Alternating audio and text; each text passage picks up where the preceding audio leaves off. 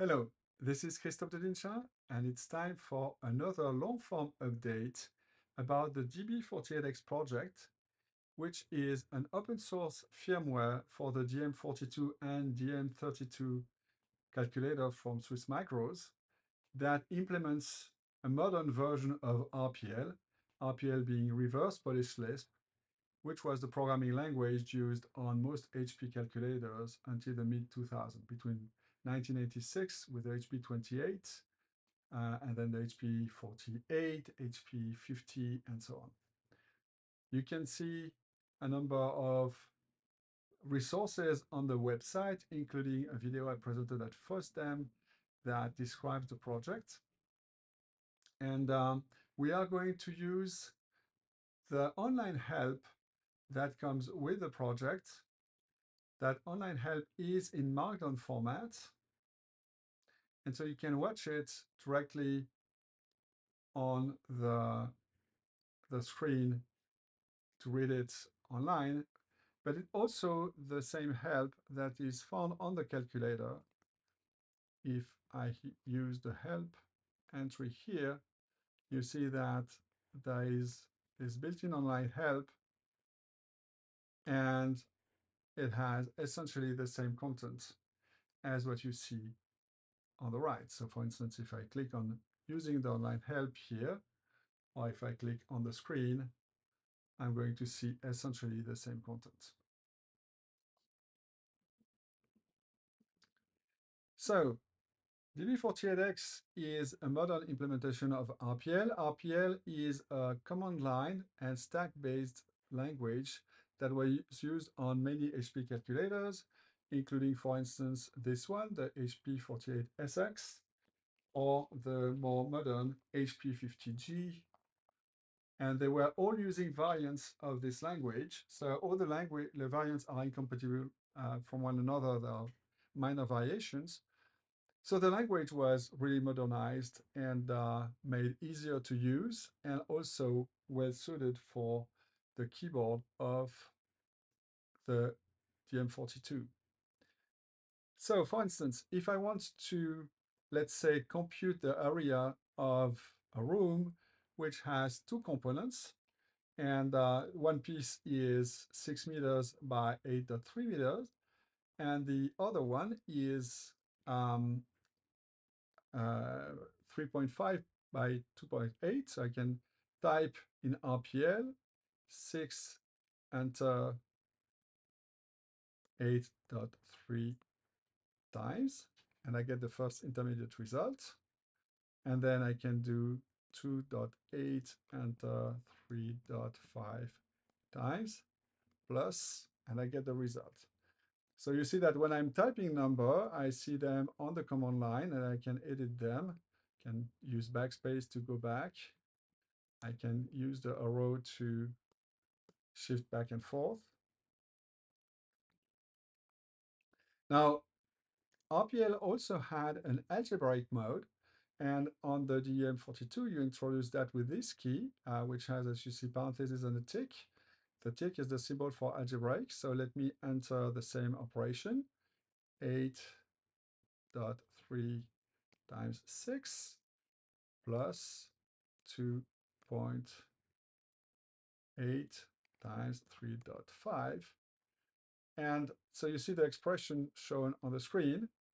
And if I hit enter, I'm going to have the expression on the stack. And now if I want to evaluate that, I use the eval key. And the eval key also has the equal sign at the bottom here. So it's this key actually plays a triple role. Depending on the context, it can be a space key, it can evaluate the content of the stack, and it can introduce an equal in equations. Okay, so I get the same result here. Now, if I want to do an operation on fractions, let's say I want to compute 22 divided by 8. For instance, I have 22 kids to feed, and I have pizzas, and I slice them in 8. So I do 22, enter 8, divide. And you see that I get a mixed fraction. So it's 2 pizzas and 3/4. And I can do the same thing in algebraic mode. 22 divided by 8. And if I hit enter, I get an expression. And if I evaluate that, I get the same result. So it's important to have numbers like this that are evaluated exactly. Now, if I hit EEX, I'm going to switch. That's the cycle function, and that's going to switch between the decimal and fractional form. Now, there are many, many more mathematical functions.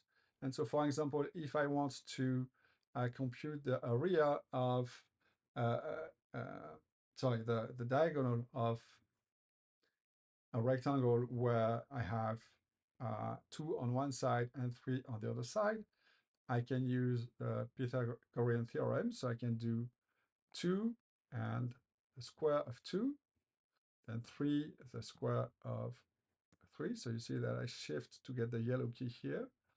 And I add the two results, and then I hit the square root, and I get my result here.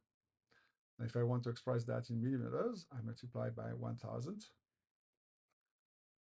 Now, of course, I can also do the same thing in algebraic form. So let me do that the algebraic way.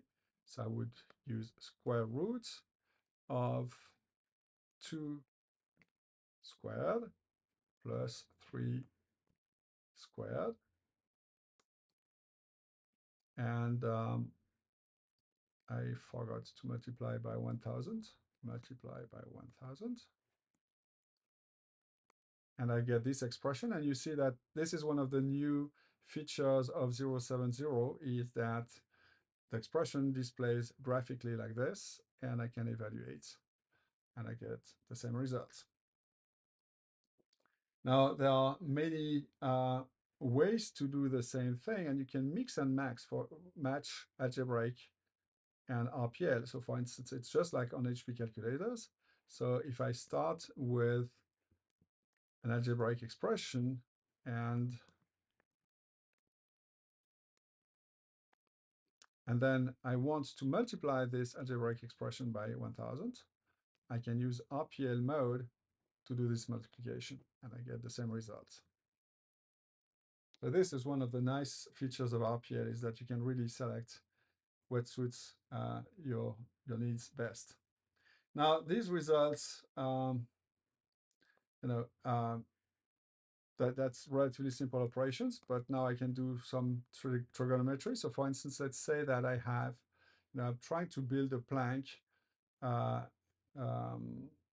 ramp, and I want to know I have, a 5 meters plank, and I want my slope to be 10 degrees. What is the height that I can reach? So I have 10 degrees, and then I take the sine of this, and I multiply by 5.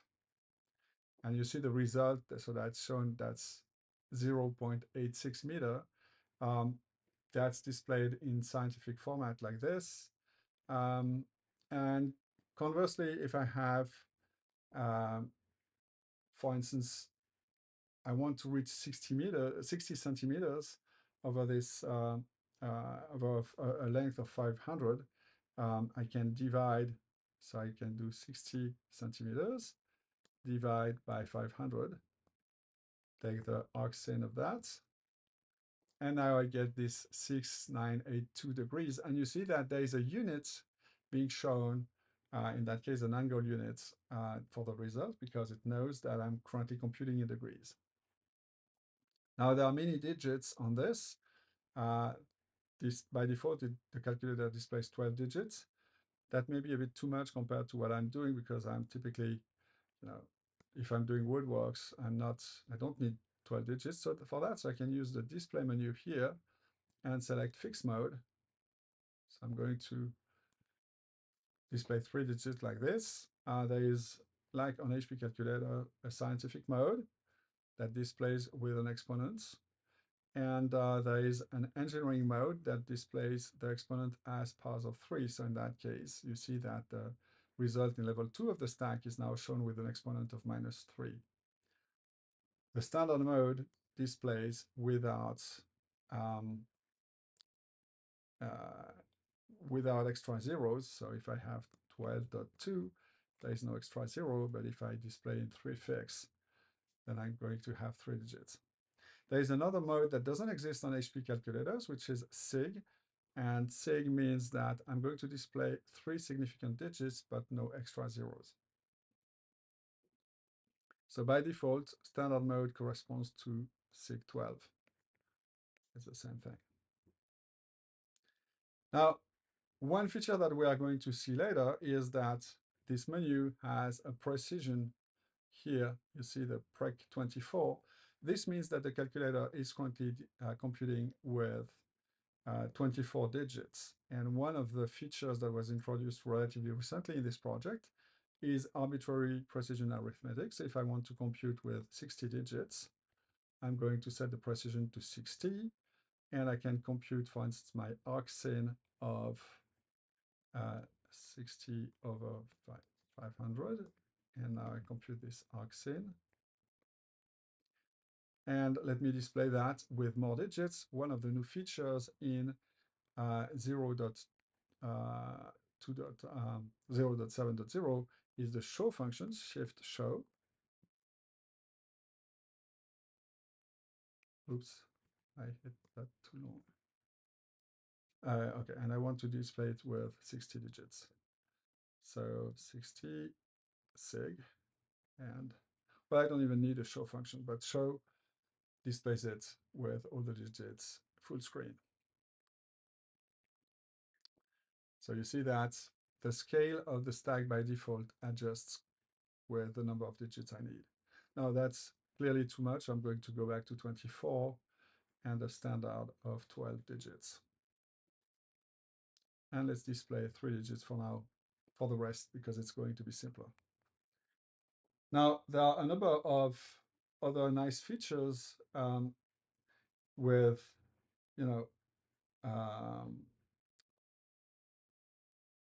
for instance, the features that I saw. You saw the help pop up for the show function.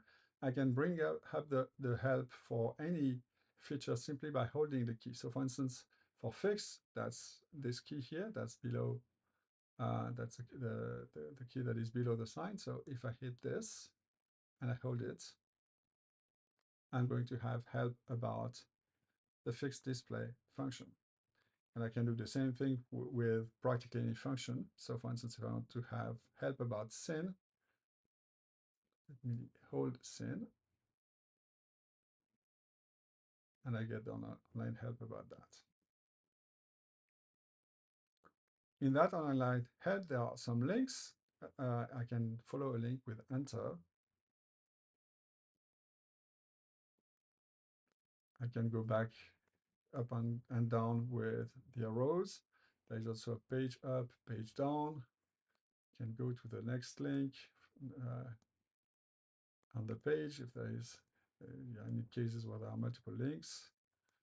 So I can go to the next link, and I can go, for instance, to my quick start guide, which I'm more or less following now when I'm doing this video.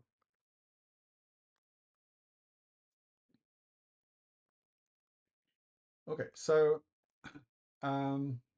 now the case where I have, I'm still building my plank bridge, but let's say that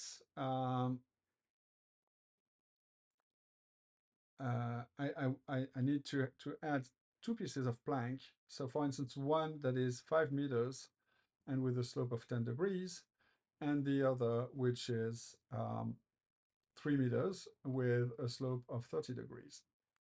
Now, if I do that, one good way to do that is by using complex numbers. So I'm going to use complex numbers by using the complex menu, which is here next. It's the yellow function next to the stow key. So shift, and that brings me the complex menu here. And I can enter numbers, complex numbers, either in rectangular form with this entry or in polar form with this entry. So let me enter my 5 meters plank with a slope of 10 degrees. and then a 3 meters plank with a slope of 30 degrees. And if I add that, then I get a complex number that describes the fact that I'm going to go across 7 meters and I can reach a height of 2.36 meters. Now these are meters, and maybe I want to convert that to some other units. So I can go to the unit menu, which is next to the 5 key. And the unit menu has a number of categories. The category that interests me is length. So let me go to length here. And I say that this complex number is in meter. And I can now convert to yards where you see the arrow. That's if I shift the function, I get the second row of function. If I shift again the third row, and it cycles. So I'm going to convert to yards. And I can convert to feet. Or I can convert that. So when the menu entry, there are too many menu entries, there is no next key and no previous key. It's these rows that appear in the menu. So I'm going to go to the next menu here, and I can convert that to centimeters or millimeters.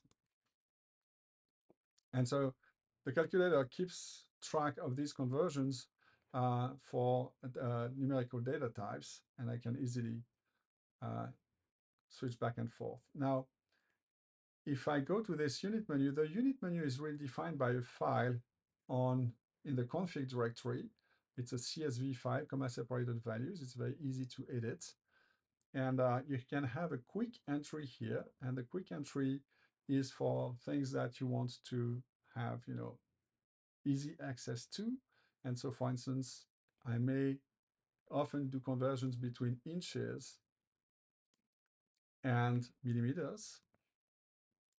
And if that's the case, then the cycle unit is going to convert, the cycle function, which is on the EEX key, is going to convert between the units that are in this cycle menu.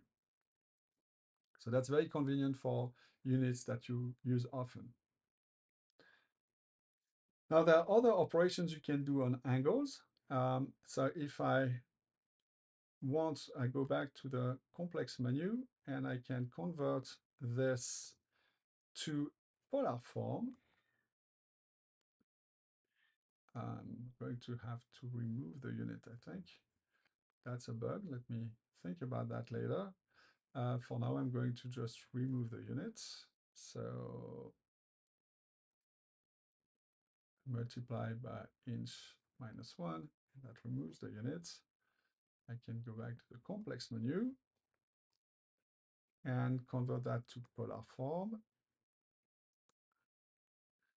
And you see that I was working in inches, so that's 310 inches with a slope of 17 degrees. That's the average that I get.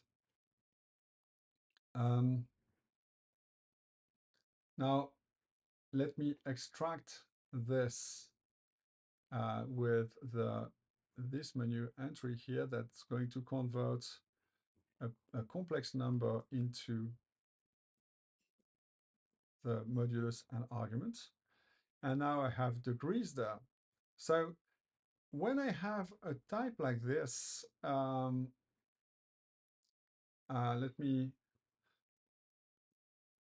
do an operation with it. Okay, it doesn't. Let me remove the tag.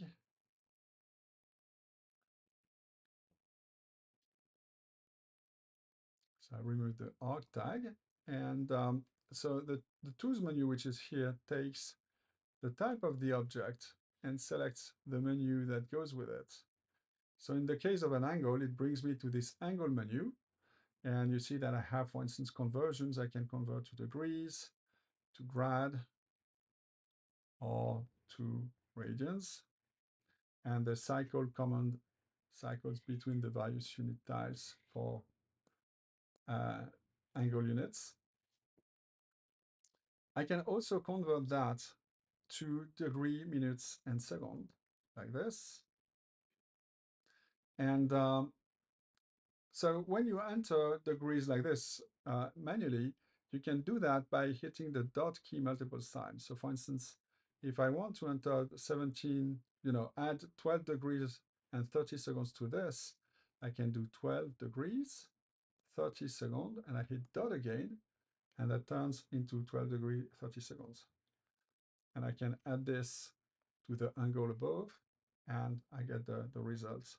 So let me EX this to get this into a more approximate version like this. And let me add or subtract 3 degrees, 20 minutes, and 10 seconds. And I subtract that to the above, and I get my result with, you see, a fractional part of a second. So this is for operations on angles. So we have seen complex numbers. There is also support for matrix operations and vector operations. So let me enter a vector, 1, 2, 3. And I can multiply this vector by 6, divided by 37. You see that we get exact results along the way. Can also enter a matrix by entering the same sign a second time, 1, 2, 3. And then I'm going to add another row with 4, 5, 6, and a third row with 7, 8, 9. And my matrix displays like this. So I can do operations like, for instance, I can multiply a matrix by itself, or I can try to invert it. Now that won't work because this matrix has a 0 determinant. Again, I can use the tools menu to see the matrix menu, and I have the det command here, and that confirms it's a 0. Let me use the last arguments to get back my matrix. Let me edit it. So to edit things that are on the stack, you use this key, and let me edit that and make it something that can be inverted. For instance, simply add a 1 here. That should be enough. And now check, but I think I can invert this matrix, and you see that the results are shown as mixed fractions. So this is again an exact computation, meaning you don't lose digits. Now, how big can the numbers be when you do this kind of exact operations? Well, let's try that. Let's compute, for instance, the factorial of 100. So factorial is in the probabilities menu, and compute the factorial of 100. And you see that it's a fairly large number. It doesn't fit on the screen, but I can use show to show all the digits. And I can even try that with something much bigger, like 300 factorial.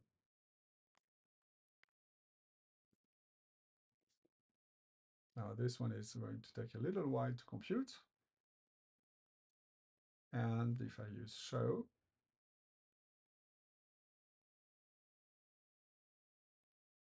now that's one case where it doesn't fit on the screen. So I can scroll up and down with show like this to see all the digits of the results. So I think this is the most convenient way on a calculator so far to see such large numbers. It's much better than what the HP50 does, for instance. This also works for big equations. Let me, for instance, do a series like this, where I enter x. And so there's a handy shortcut in order to enter alphabetic characters, which are a common occurrence on RPL. So let me start by entering text. So you see the text in blue here. So I shift twice, enter text, and then I can type. So I'm in alpha mode here, and so I can type, for instance, and let me shift alpha to be to lowercase, hello. enter. Now you can do operations on text, and it's exactly the same as for basic operations. For instance, I can add two pieces of text together, or I can multiply them like this. And again, show will show me long text. There is one useful feature, by the way, which is to get the version of the current software. So let me show why having alpha matters. I enter alpha and I type V, E, and then I hit the plus. So plus is next to the cat feature. Cat is the catalog of all the function. And then you see all the things that have a var inside. So let me add a little more, and you see version here, but let me add an S, and you see the version feature. So let me pick the version feature now, and you see the version string for that particular firmware. So because alpha is something that you use often in RPA, there are two keyboard shortcuts. You can use maintain and hold the left arrow to do uppercase and right arrow to do lowercase. So for instance, if I want to type my hello like before, I can do this, and then I can do H, and then I hit and maintain ALLO. You have to do that quickly, otherwise it's interpreted as an arrow. And then I can use this for world. So, oops, you see that I was not quick enough. That's because I hold the calculator behind a camera, so it's not very easy to do, to actually see what I'm doing. And then I want the O.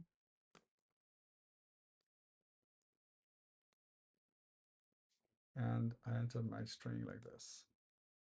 In practice, if you're not behind a camera, it's fairly convenient to use. So back to seeing big equations, let me start by answering x, which is really, you can almost do it with a single finger.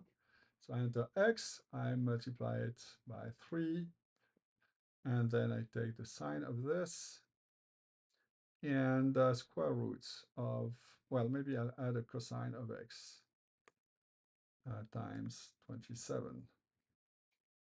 And, oops, cosine, and I'm going to square that, add the 2, and then take the square root of the result.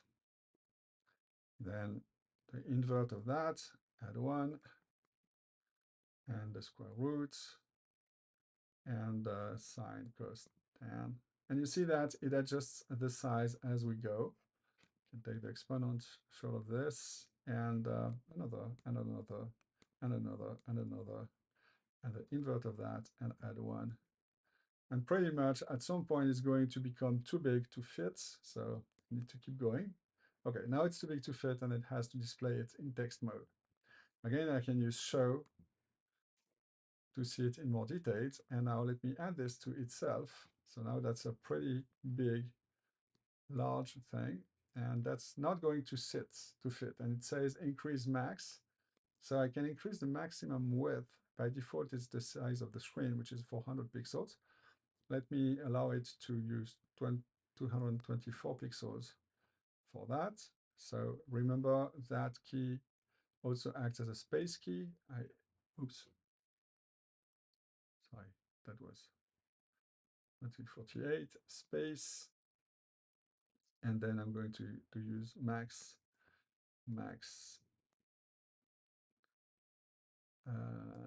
W max width, and show again. And now I can scroll laterally with, now this is actually up down, but this goes laterally now. So I can see now my expression in its full glory. Let me recenter the screen so that you can see everything. Trying to find a good way to show these kind of things in video. Okay, And well, that's on a machine with 70K of memory, we are hitting low memory situation doing this kind of crap. Okay, so let me now show how to quickly plot something. So let's say that I want to plot the sine of x function. I can go to the plot menu, which is the blue, so two shifts and next to the O key, and I simply hit function, and it's going to plot a function. Now that's not exactly what I expected because the default mode is radians. So let me use last to, oops. Ah, interesting. I was not expecting that. And I think I know why, but that's something I need to fix at some point. So I was expecting the function, the last text for function plot to give me the argument to the function plot. It gave me the argument to the function evaluated. Another bug that I need to fix. So, but the good thing is I have a history, so that's on next to the hist key. It's the blue feature for the up key. So I do this and I go back in history. Let me save it on the stack now this time. And if I want to do that correctly, I need to go to radians. So radians. Now, this back menu feature brings me back in the history of menus. So I'm back to my earlier menu and I can plot my function. And now that's what I expect. Now I can also plot functions in other modes, like for instance, I can plot it as a polar function. Maybe it's more interesting if I do something like this. So if I'm inside an equation, if I hit this again, then I get parentheses. And I'm going to use this to do 2 times x, and I'm going to add it to x and multiply this by 5. I think that should be something interesting in polar form.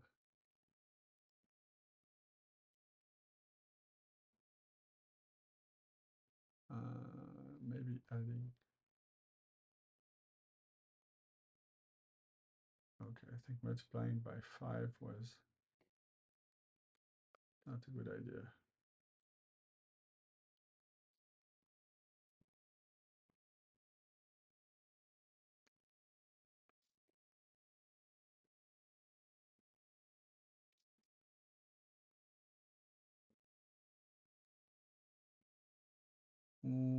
I don't know why this doesn't plot something interesting.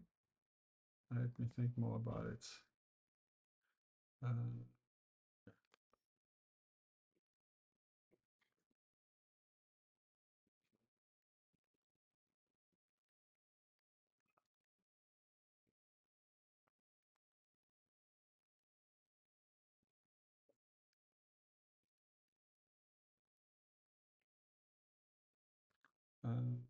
That's interesting. Well, so let's go to the variables menu. And because I loaded the demo file, there are actually some interesting plotting things here. So if I want to record a variable, you see this little arrow on the right of plotting here. So let me record that program. And I can edit it and see various things that it evaluates. And so what is it using for polar plots? It was just using X. Well, let me run it so that we can see.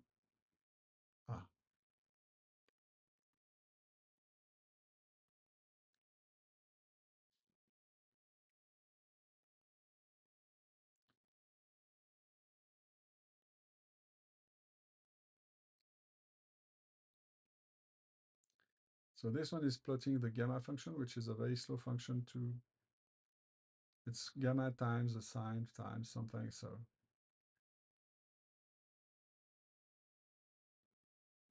This is much faster than an HP48, but it's still quite slow.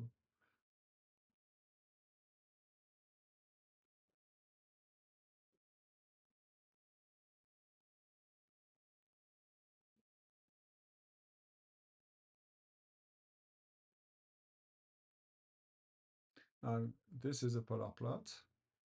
Now you see that I can adjust the line width and the line pattern being used for drawing the plot.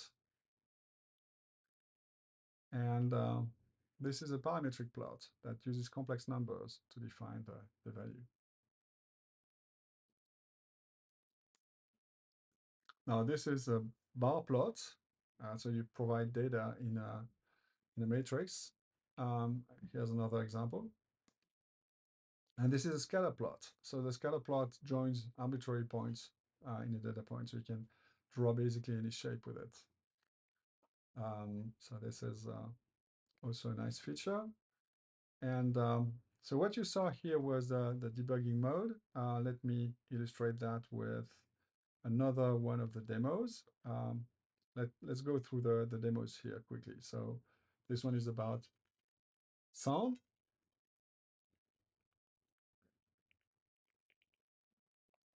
Okay, then we have various data structures, so we can look at how the various data structures in our or control structures in RPL are done. Recurse is to show how we deal with infinite recursion. So what this does is essentially it's calling recurse again at the end of recurse. And on an HP48 or HP50, this consumes memory. There is a neat optimization in this RPL implementation where you can see that it doesn't consume any memory, which is somewhat useful for some complex algorithms. And in particular, because as you see, there is not much memory left. It's only about 60 Ks after loading all the programs in the demo file and doing the various experiments I did. Now, when I interrupt it like this, you see that it shows the last command being executed there, and I can go to the debug menu and step to see the program being evaluated one step at a time. So this is very useful to debug your programs. And I can decide to do, for instance, 2000 steps.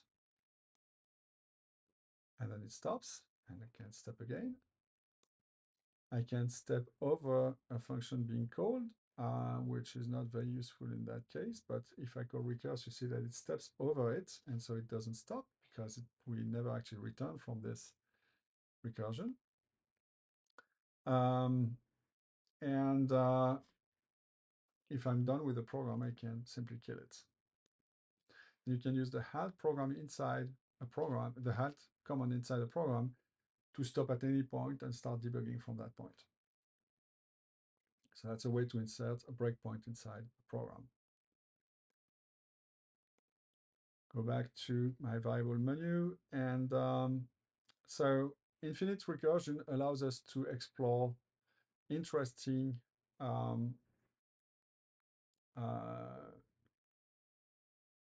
programs very simply. And one of them is known as the 3n+1 problem, or Collat's conjecture.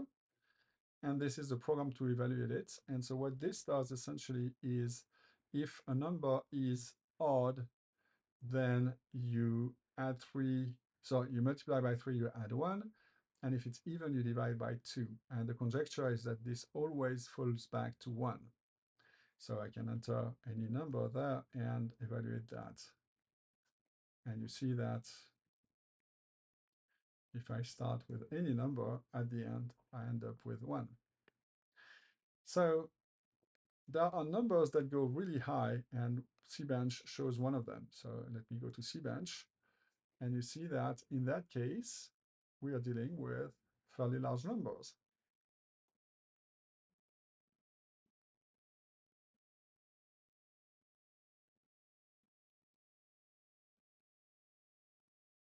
And it takes a while to converge back to 1. So you can explore things, number problems like this fairly easily, and the fact that you have arbitrary precision for numbers is helps. So let me go to the memory menu here and do a garbage collection and see if my collates.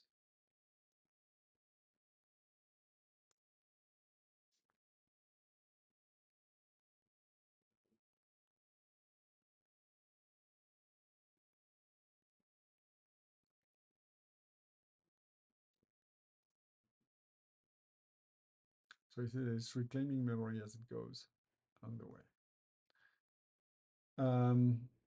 We have a little program called Workman that is designed to test. So what you see here are comments when it begins with an @ sign. It's a command. So what is interesting with this is that this is an actual program from the HP calculator manuals. And the goal is to check compatibility with things like grub format. So I'm running a number of little programs like this to check that we have compatibility with actual HP manuals. So let's see what it does. So you see this little character that walks across the screen. Now the internal format for bitmap objects is not the same at all, but there is a conversion for grub objects. Let me stop this program, kill, and back to my menu. SumTest is doing a summation of a number of it's doing the sum of this expression, and it's essentially a performance test. N queens is solving the n queens on a checkerboard problem. Again, that's also a performance benchmark of RPL evaluation. Lines is a way to show how to draw lines with patterns. So you can see that the lines are being drawn with various filling patterns, and that we can erase them by drawing a white line over them. So that's a nice effect. There used to be screensavers in the past that were exploiting this kind of algorithms. Let me kill that.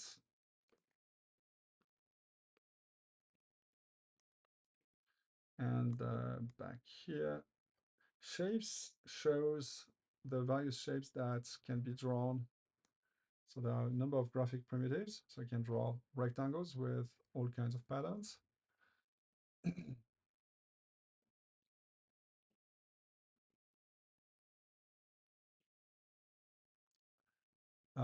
For each type of shape, you can decide to draw either filled or just the outline, and the outline can have a pattern. So by calling the same function twice with different parameters, you can fill and have an outline next to the shape. So same thing with ellipses.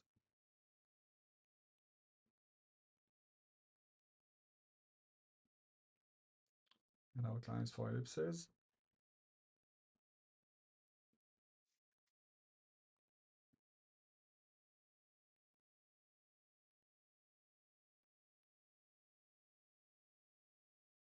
Rounded rectangles, that's the infamous demand that Steve Jobs apparently made to Bill Atkinson when he first presented QuickDraw. And he was very proud of having invented a number of interesting things. And Steve Jobs reportedly said, hey, why do you not have rounded rectangles? Rounded rectangles are everywhere. You can find this story on folklore.org if you're interested. Clipping is a feature where you can select a rectangle on the screen and all the drawing fits within that rectangle. So that lets you, for instance, draw some text that will not be overwritten and draw some graphs outside that text.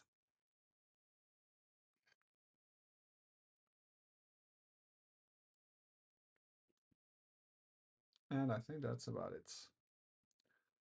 Patterns is to show that you can generate grayscale patterns. And as a matter of fact, there is an RGB function that lets you select RGB colors. That's in case there is a future model that has support for a color screen. It's possible that the emulator is going to have color support at some point. So you see that you can use that to create a nice gradient, for instance. Let me stop this. It's not super interesting. And let me go to, there was one about text that I forgot, yes. Oh, showing how you can draw text. Oh,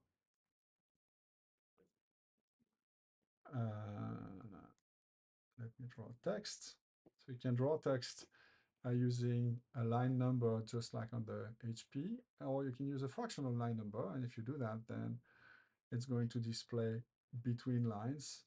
You can also have precise pixel positioning. That's the equivalent of the XY on HP calculators. And you can position with a complex argument.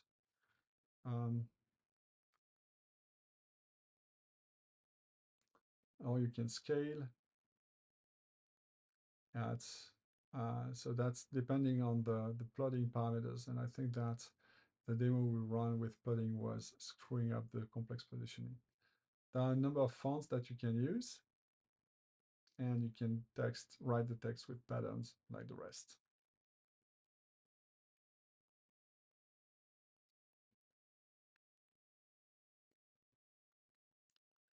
I'm trying to think if there are other things that were added in version 070 that are worth mentioning, but I think that's oh yes, one last thing is the constant menu.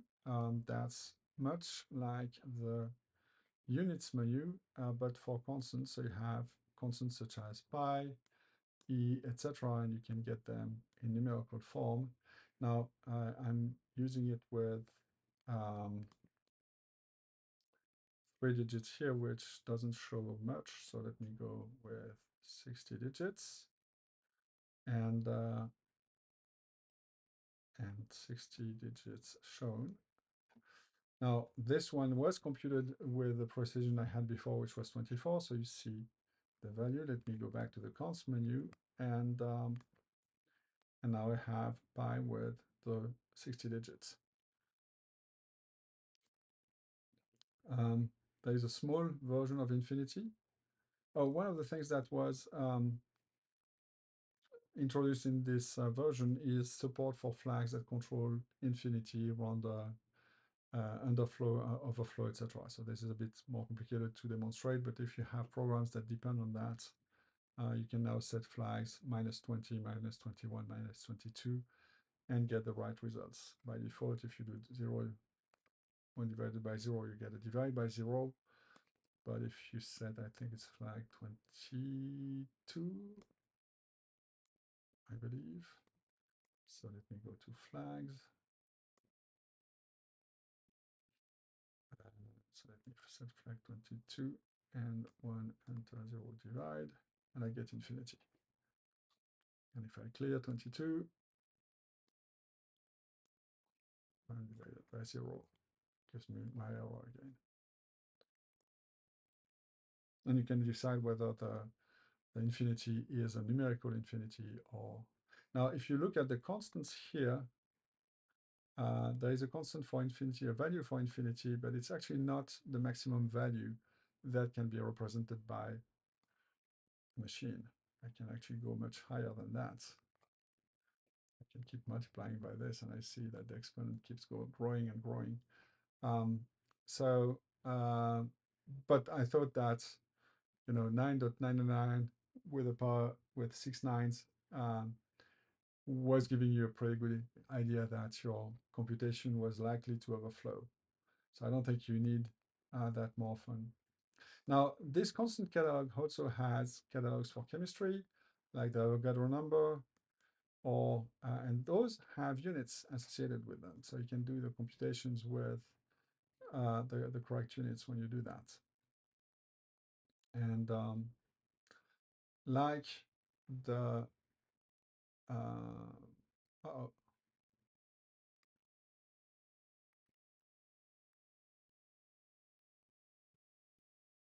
something is wrong with the display of the constants menu here. So I'm terminating my demo on a bug, apparently. Well, good thing that the release is not officially out yet, so maybe I can fix that before actually releasing that.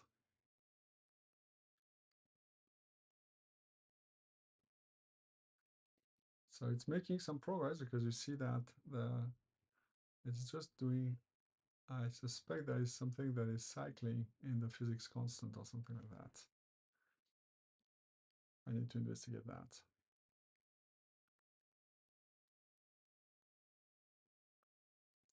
Well, that means it's time to end this demo. Okay, so this is part 2 of the DB48X 0.7.0 demo, showing that the bug with the constants is fixed. So I go to the physical menu and I can set the constants or get their value, and so values with units. So that bug is fixed. Now, the reason for doing this extra video is that I realized that I had forgotten one important feature added in 070, which is date and time support. First of all, let me point out that this second half is running on the GM32 instead of GM42.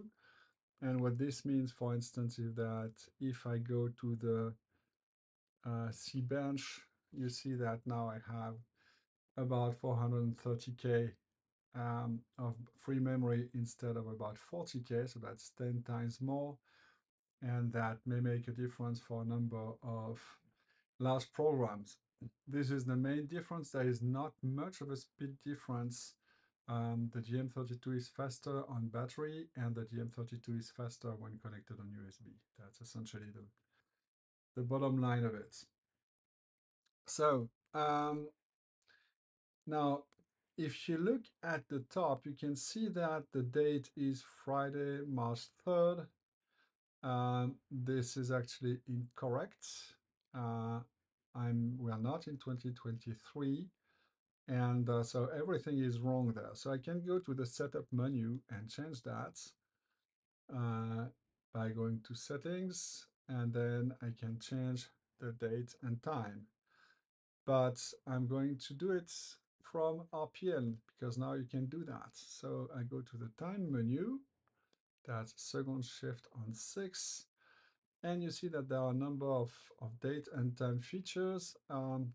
So HMS, for instance, will let me convert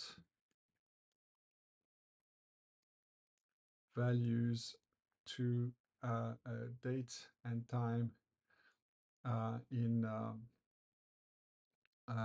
hour, minutes, and second display. I can directly add or subtract in HMS. So for instance, 10 hours, 20 minutes, 30 seconds, plus 1 hour, 5 minutes, and 22 seconds, and I do HMS plus, and I get the result in hours, minutes, and seconds. Now, what is interesting is that there is also a time, which gives me the current time. That's the real-time clock value. And I can, oops, sorry. I can subtract 2 times to see the time difference between the two. There is also a chrono time, which is the same thing with tenths of a second display, so that lets me build a chronograph pretty easily. That's 1/100th of a second, and that's the resolution for the built-in time.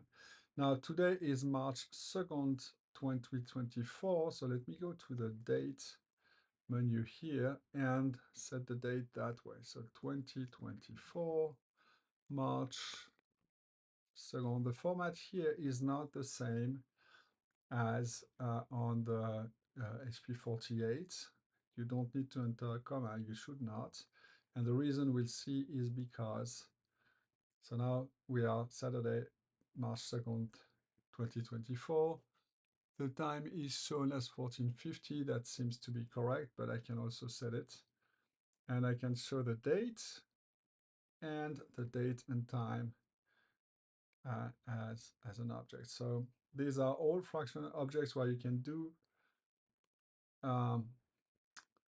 differences. So I just hit the minus key, and that gives me a fraction of a day.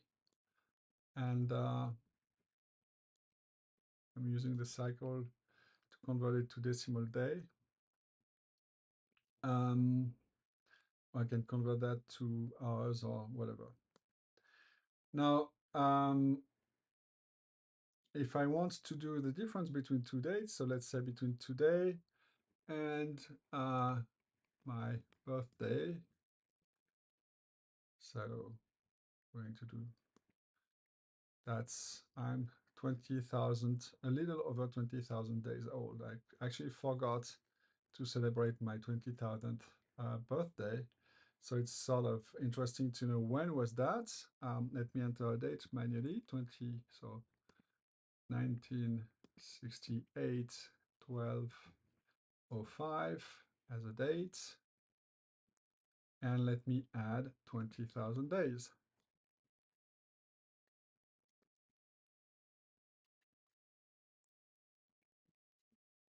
And that would be on Saturday, September 8th, 2023. So we are just past that. I can add fractional days. So let me add 0.5 day to that. And now I have the date and time display showing up. So date and time operations, the ability to set up date and time from RPL directly. Alarms are coming if I can get the hardware to support it. Now, one last thing I also wanted to mention, we were drawing some plots. So let me go back to degrees, sorry, radians, and plot sine of x. And so you remember we did this plot. Now this plot is computed with the current precision. So let me bring that back from the history and save it somewhere. So this is the current precision. So it's essentially computing with 24 digits. And there is actually support for hardware accelerated computations. So if you go to math and where did I put that?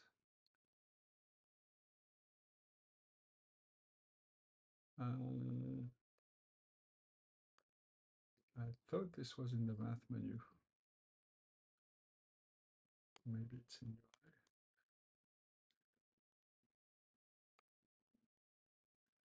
Oh, it looks like I may have removed that menu by mistake.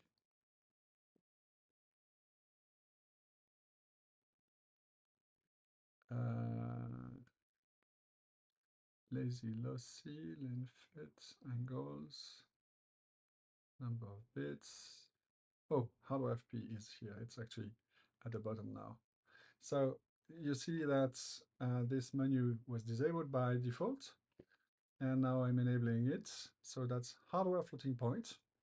And this means that with hardware floating point enabled, if I do, for instance, I set a precision of 7, I'm going to use 32-bit hardware accelerated floating point for computations. And this means that my plotting is going to be slightly faster.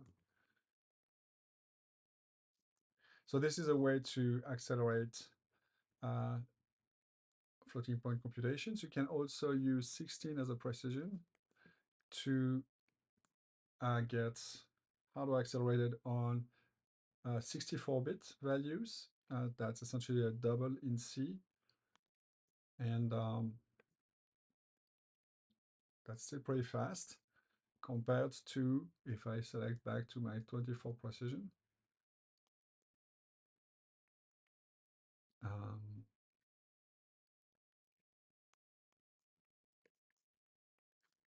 so I'm going back in history to get that. And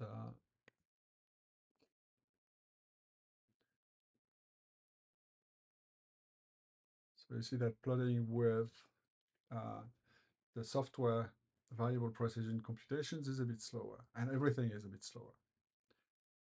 I think that's most of the interesting stuff. There are other features. Oh, there are statistics.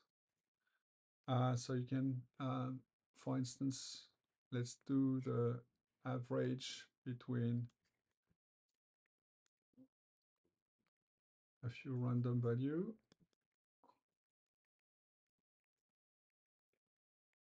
And I can get my values back. Oops, sorry. My value backs with sigma minus and back up with sigma plus. So then I have the sum of all values, the average. Now standard deviation, the correlation will not work because I need 2 columns for that. So I would need to have some actual data to show. I'll prepare some actual data for the next demo. So this is my data vector. I can actually edit it. Maybe let me just clear it and enter some random data. So to do, let me do a really good correlation. 3, 4.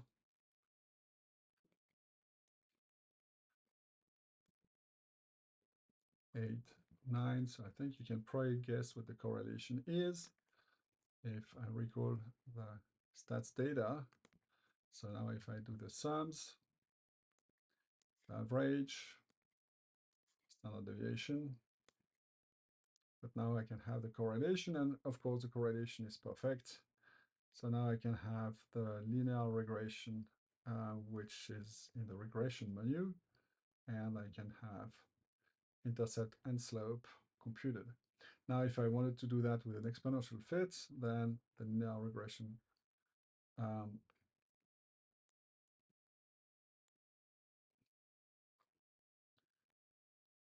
I think that might, I would not expect.